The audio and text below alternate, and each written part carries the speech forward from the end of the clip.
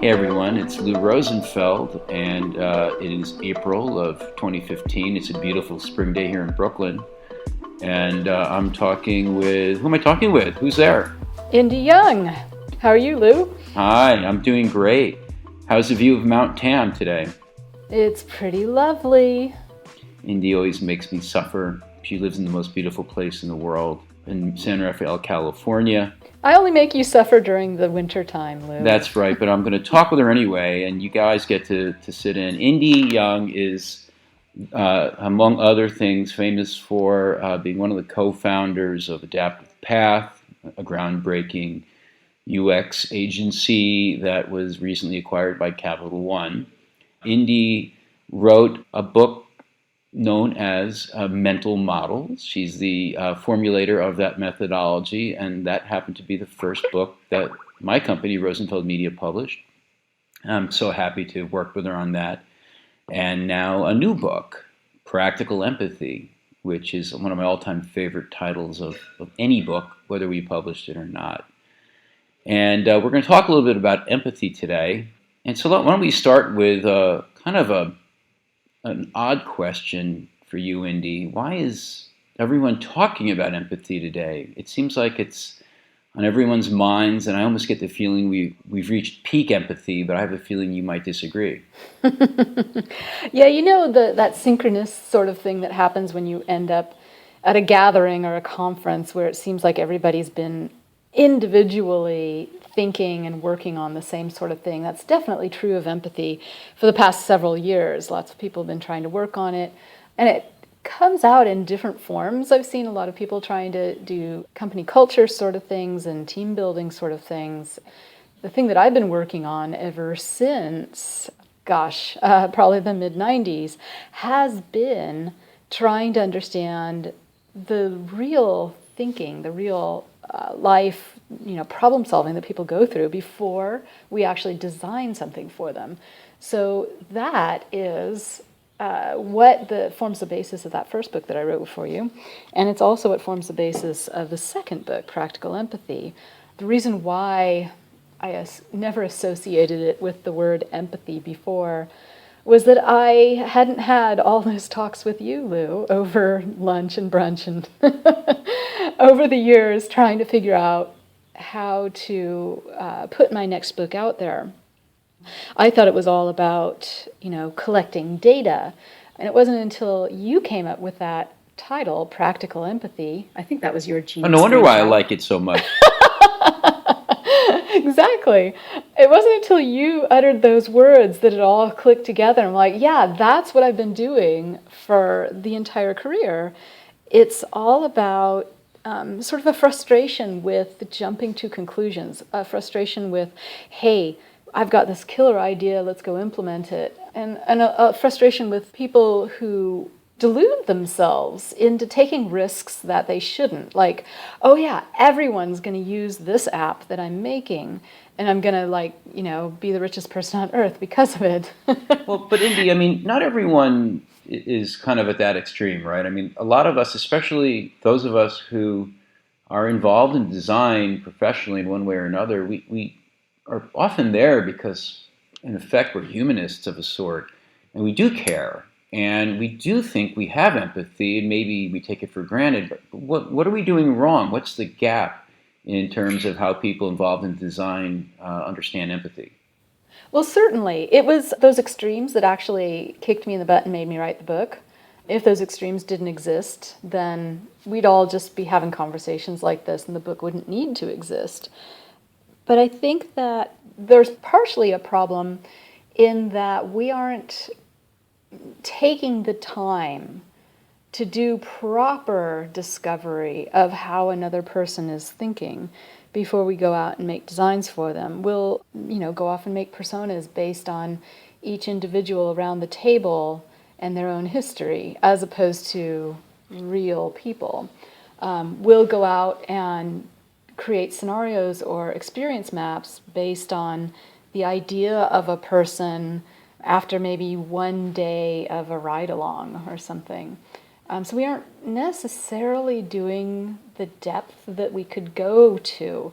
A lot of the interview work that we'll do stays sort of at that very self-limiting state where we are only asking questions from the perspective of the thing that we're trying to build, and not letting the person that we're, say, riding along with just sort of freeform tell us everything that's going through their mind as they're trying to achieve this particular intent of theirs. We're forcing them to interact with us through our lens in a way, right? It isn't that we're doing it on purpose, it's just the way that the techniques run. They lend themselves to focusing on the solution or the idea that we have. And it's just so easy for us to stick with that, to really approach it from, well, how are we going to solve this problem? Because we're being paid. We're employees. Maybe we're not being paid that much. Maybe it's a startup. I don't know. But essentially, we keep our employee hat on a little bit too much and try to maybe please our boss or something like that, or please our teammates, or show our teammates that we can really understand this and solve this problem. It's all about making things better. And we don't give ourselves sort of that space to say, well, wait, what's better?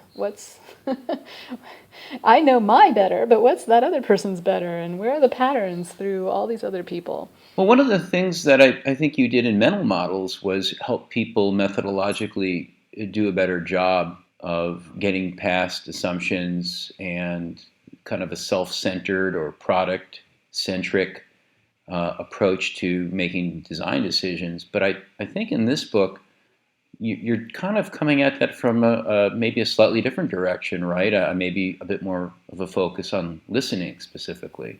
Mm-hmm. Yeah, one of the things that I tried really hard to do in this book, actually two things, was that I tried to set it up so that it isn't research. In fact, I only use the word research, I think, in one footnote.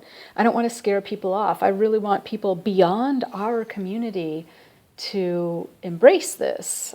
So I didn't want it to sound like something academic or something that you have to be, really experienced at or have a PhD to do. And the other word I didn't want to use was the word design, simply because design is so sort of associated, maybe incorrectly, with an idea, with implementing something, with building or creating or tweaking. And what I wanted to do was do the pause and teach people sort of to recognize when they are making that leap, jumping to that conclusion, or even running with an assumption. It's really hard to recognize when you are running with an assumption. And so what I wanted to do was give people a way to stop themselves and sort of feel around and say, okay, wait a minute, what are the assumptions that I might be running with? And if those assumptions are risky, let's go find out the real way people think as opposed to the assumption. But if those assumptions are okay, it's not much risk, then okay, fine, run with them. But at least we're making that decision with a little bit of clarity. I definitely see how what you're talking about, even if we avoid words like research and design, is going to be really critical for practitioners to be exposed to. But as you're suggesting, I think, let's move up the chain a bit and think about how people who are in more decision-making roles or managerial roles, whether they're managing a team and hiring designers or researchers, or people even higher up the chain potentially, who are business leaders or business decision makers, can learn from practical empathy? Well, there's two directions we could take this, and I think I'm going to take it in the more interesting direction at this point because I have a good story. And that is, I was working with Code for America.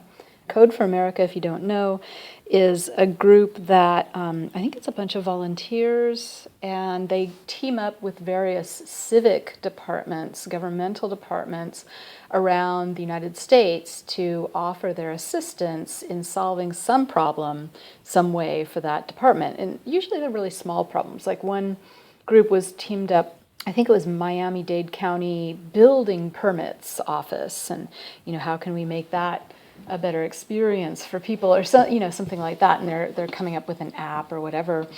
The interesting story was that I was chatting with the gal who's leading the team, that's interfacing with the Vallejo Police Department. And the police department has, as their number one goal for the year, avoid a Ferguson. And everybody's very earnest about that. And yet they discovered, this team of fellows discovered that in practice, there's a lot of difficulty and a lot of confusion about how to make it happen. The difficulty lies in the fact that they've got fewer police now than ever. The city went through bankruptcy, and they feel as if they can't respond to all the calls. And so they're doing this sort of black and white thing that, yes, we'll help you, no, we won't help you. And it makes a citizen who calls in, maybe with, say, a noise complaint, feel as if maybe the noise has to escalate until there's actual violence and blood, and then the police will come. So the citizens are upset and feeling unsupported. And the police are like, hey, you don't understand. We really can't respond to everything. And so there's this divide that foments the situation that could turn into a Ferguson, right? So she's all like, yeah, we want to, we've done a ride-along, we're going to do another ride-along, we've gathered all this data, she was telling me all the stories, and we want to make, some sort of app that'll help them be more efficient about responding to calls. And I'm like, is that really the problem? From the way that she was describing things, it wasn't the problem. The problem was the attitude, the perceived attitude and the probable attitude of the way that the police officer and the dispatcher were handling calls or handling interactions with a citizen. The next time they're going out on a ride-along, they're going to start taking notes about what the perceived attitude was on the part of the citizen and the probable attitude or thinking, right, on the part of the cop, and try to sort of see if there isn't any respectful way to show the people who are doing the interactions that really it's just a perception difference. And that if a few more words are added to the interaction that explain what perceptions are, also adding in some gray area between the black and the white, yes, we can help you, no, we can't help you. How about, we can't help you, we need your help to solve this. Here's how some other people have solved it. Or you have a community meeting in your neighborhood, maybe they can help you solve it, right? So just additional words. She's very excited about this, and then she's like, now, wait a minute, that's not an app. And I'm like, yeah, it isn't necessarily an app to make things more efficient, but it could be an app to let that gray area come out. Like, here's how other people have solved it, and here's the schedule for the community meetings. Indy, that's absolutely amazing, and especially that you bring it up on, I think, day 2 or 3 of the conflagration happening right now in Baltimore. Obviously has a lot of roots in miscommunication and misunderstanding. And I think what's also really fascinating is it's not just necessarily that you need to change a design or an app or create a new product or a service. Sometimes what we have right now may be functionally just fine, the systems that we have in place or the products or services. It's just a humanizing path needs to be taken at them. And I like to think you're offering quite a lot of help to people who seriously want to see things improve through empathy. So I want to thank you for joining us. Any last pieces of wisdom or advice you want to offer people listening in? One of the questions I get asked a lot about empathy is, can anybody learn empathy? And the last group that asked me that was a group of law students. I think they were grad students in law, and they'd already been out in law firms for a year or two doing some work. And apparently they work with some very narcissistic people. This isn't true of absolutely everybody in a law firm, certainly. But when the student asked me that question and described the scenario, my answer has always been the same. Yeah, there are people who can't learn it, and those are the people who can't think sort of past themselves. There's not really any way to change that person. the only way to deal with it is to give yourselves some tools to not get too hurt by a scenario like you could get involved with if you were trying to change the way that person works, or even just to keep yourself amused. This guy, his scenario is just pretty dismal, and I think he's just counting the months until he gets out of that firm in particular. And so I advised him to just amuse himself by, sort of categorizing everything that comes out of that person's mouth that he was complaining about. Like, oh yeah, there's a defense statement, there's a self-aggrandizing statement, there's an explanation, there's a statement of fact. I love it. Organizational therapy through librarianship. Exactly. I mean, it's kind of sad because you're not going to be able to make empathy work in a scenario like that. That said, in most scenarios, you're not necessarily dealing with somebody who is that self-absorbed. And so there is a chance to make yourself a little bit vulnerable by saying, hey, I realize I don't understand the way that you're thinking. I realize I don't understand how you made these decisions, and I want to understand. And by opening yourself up to the other person that way, by saying, hey, I'm not smart enough to know telepathically why you're doing this, then that person has either a chance to explain or a chance to sort of smash you a few times. But eventually they will probably reciprocate and explain, and that starts the basis of collaboration. Well, Indi, I never come across people that self-absorbed because I'm too busy in my own stuff. We'll end it there. There's so much more we could talk about, but good news is there happens to be a fantastic book. Again, Practical Empathy just came out a few months ago, and you can purchase it from rosenfeldmedia.com, as well as Amazon, and O'Reilly sells our digital books as well. We hope you'll have a chance to have a look at Indi's work soon. Thanks for listening in, and we'll talk again soon. Thanks, Indi. Bye.